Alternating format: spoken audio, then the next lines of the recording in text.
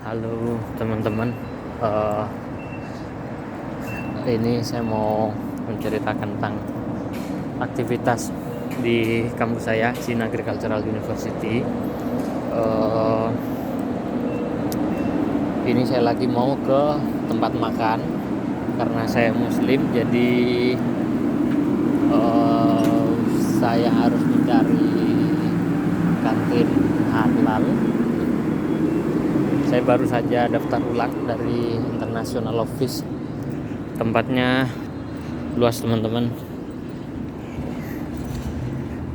uh, saya nggak tahu kapan bisa upload video ini, tapi yang pasti paling nggak ini jadi dokumentasi buat saya pribadi.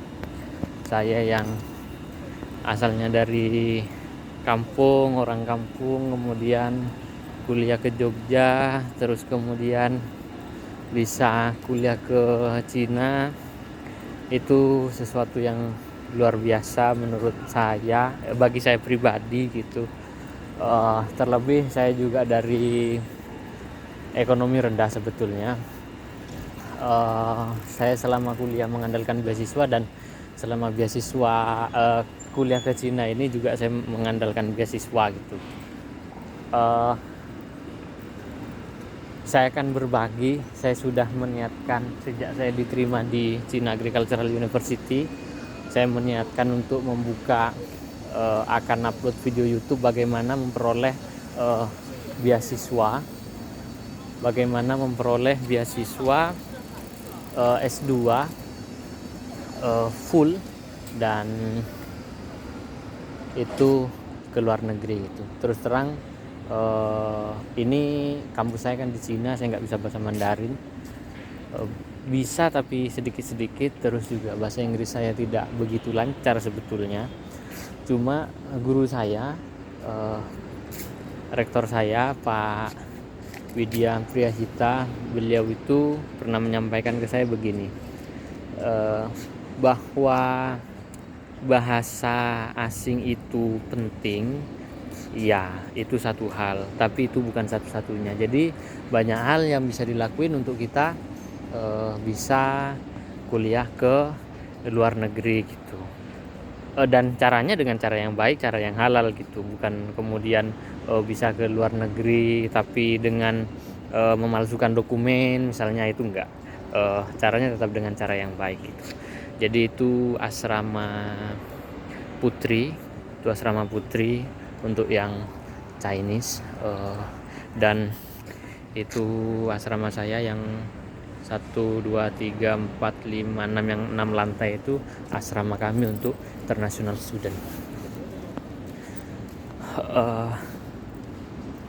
Di sini banyak orang jualan di dalam kampus, jadi kalau mau beli-beli gampang lah.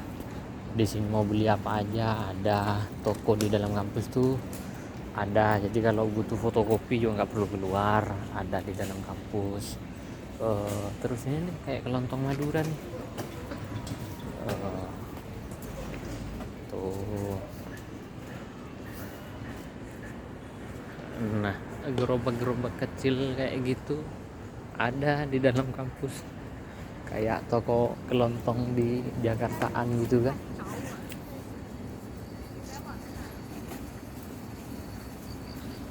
Luas banget kampusnya. Jadi CAU ini kampus pertanian terbaik nomor 1 di Cina. Kemudian dia terbaik nomor 11 di bidang pertanian di tingkat dunia. Ya, alhamdulillah nggak nyangka bisa kuliah di kampus ini. Perjuangannya, kalau ditanya perjuangan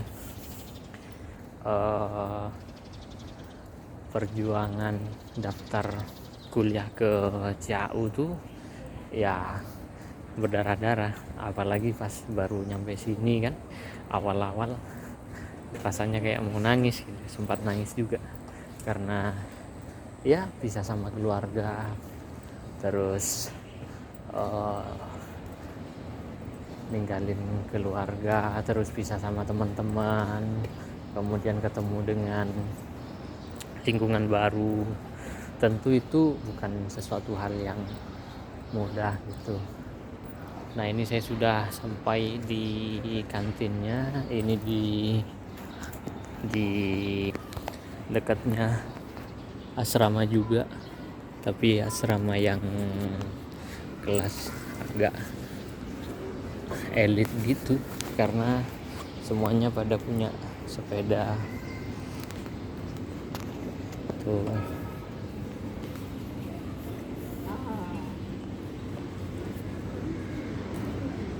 Nah, ini untuk kantinnya, masuk ke sini.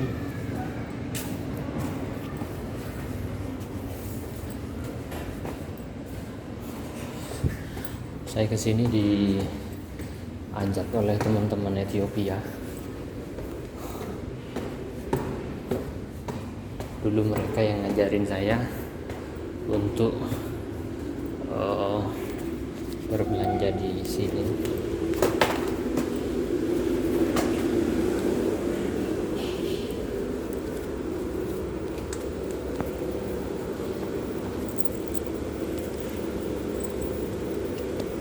Excuse me. Ni hao. Not ready. 啊，Rice. 现在 米 米饭还没熟呢， Oh, 早 sure. 上11点半开始， Oh, okay. 多少钱？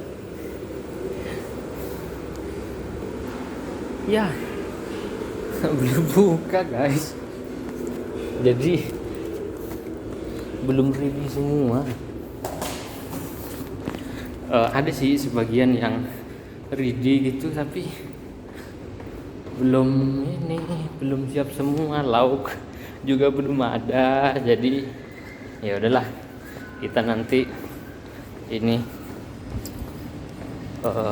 cari kantin lain. Tapi nggak ada sih kantin halal lainnya. Paling saya nanti cuma makan roti sama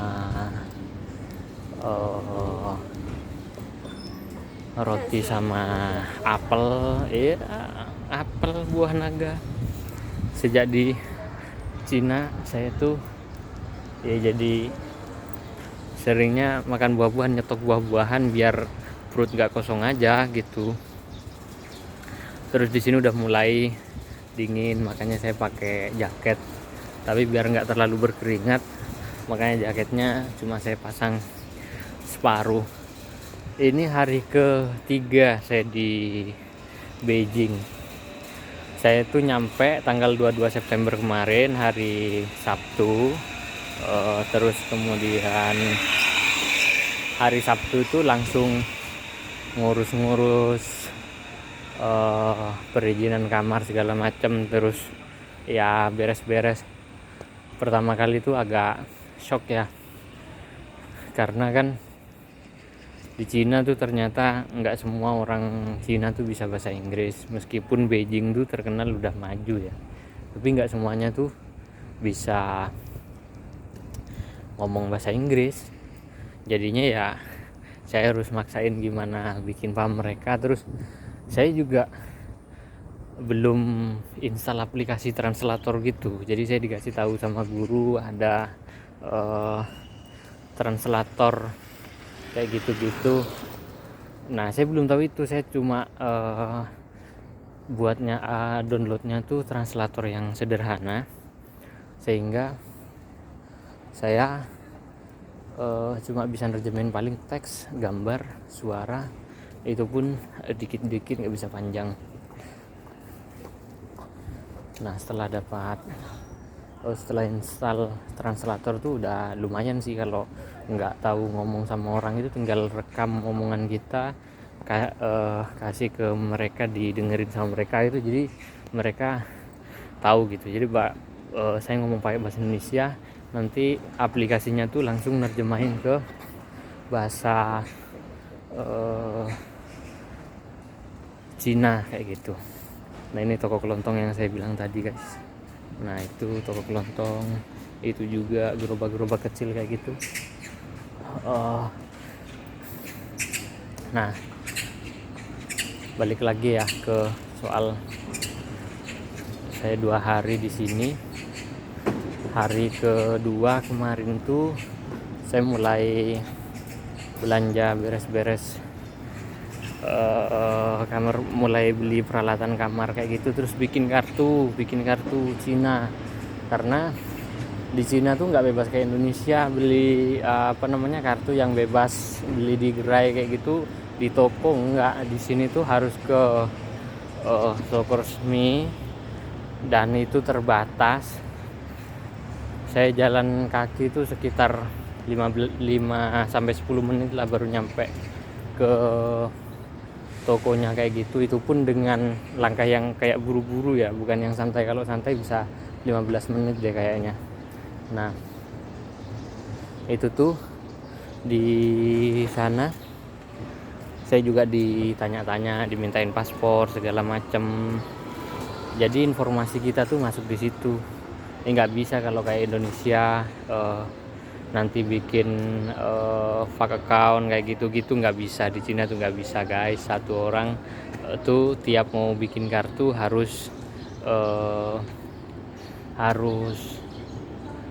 bikin ke tempat yang resmi, terus juga mahal. Saya kemarin beli kartu itu untuk dipakai 2 tahun itu 600 yuan. 600 yuan tuh sekarang kursnya Indonesia Cina tuh 1 yuannya tuh saya kemarin 2.125 rupiah. Jadi kalau 600 yuan berarti sekitar 1.200.000 lah harganya itu satu kartu. Tapi enaknya tuh itu langsung sekalian include paket data, pulsa kayak gitu tuh nggak perlu beli kayak gitu, nggak perlu beli lagi, sudah ada di dalam kartunya. Jadi mau telepon tuh bisa, terus mau internetan kayak gitu udah langsung otomatis bisa. Nah ada sih yang paket lain tuh 3 bulanan tuh bayarnya lebih murah, dia 240 yuan, berarti sekitar 500.000 lah ya, sekitar 500.000, nggak nyampe. Tapi tiap bulan harus bayar 30 yuan, sekitar 60.000. Repot, jadi biar nggak bolak-balik ke gerainya, saya ambil aja yang 2 tahun 600 yuan dengan estimasi saya kuliah 2 tahun gitu. Syukur-syukur saya bisa lulus 1,5 tahun, mohon doanya ya teman-teman ya. Jadi menurut teman saya tuh di tahun pertama itu di sini untuk jurusan saya tuh 1 tahun full course, 1 tahun tuh full kuliah, terus 1 tahun full tesis. Nah syukur-syukur kalau tesisnya bisa dipercepat, karena pas liburan tahun pertama itu udah semester kedua akhir kayak gitu, itu ada libur panjang 2 bulan, jadi saya bisa mengumpulkan data terus garap tesis. Kalau cepet garapnya ya bisa 2 bulan 3 bulan kemudian kan saya sidang, jadi 1,5 tahun bisa selesai gitu. Cuma nggak tahu ya, nggak tahu nanti gimana. Mohon doanya aja supaya saya bisa cepet lulus kuliah gitu. Nah ini menuju ke apartemen. Nah ini apartemen saya. Ini untuk mahasiswa luar negeri. Jadi buat masuknya tuh harus tap dulu guys, nggak bisa di sini tuh kalau nggak tap nih. Nah baru tarik. Oke.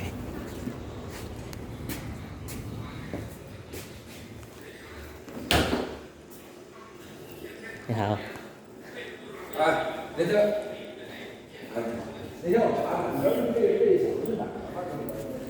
Oke. Alhamdulillah saya dapatnya tuh di